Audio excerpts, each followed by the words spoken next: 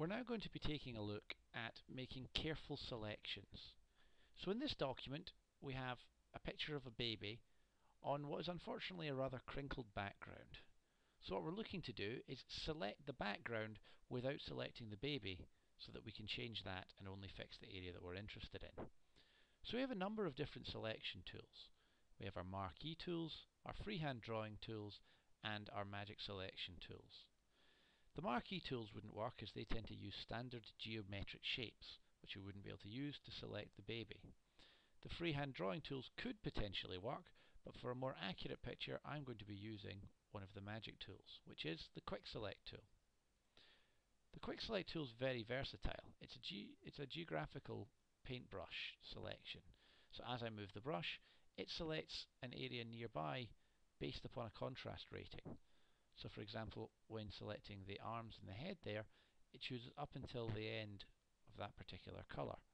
Where you face problems is in a situation like this where you have the white shirt that the baby is wearing on a white backdrop. That can sometimes cause confusion, which causes the lines to go too far. This is easily undone, however.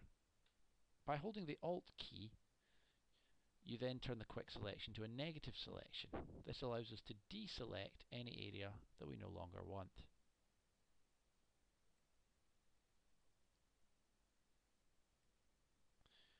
So just by going around the picture here, we can make a more precise selection. Now, once you've made your initial selection, it's always worth zooming into the picture to analyse it, as you may not notice things that were there originally. For example, we have some problems on the side here. And as we go around, we're going to find increasingly more of them. When making a selection, it is important to try and get it as precisely correct as possible. If you're rushed for time, then in many situations you can use masks to simply fix this after the effect.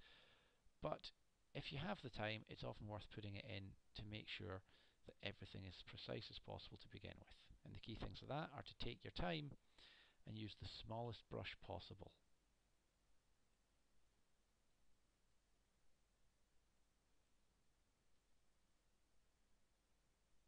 Now hair is often a difficult one because it seems to partially blend in with the background.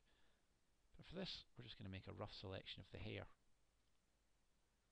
And there we have it, a basic selection round the baby.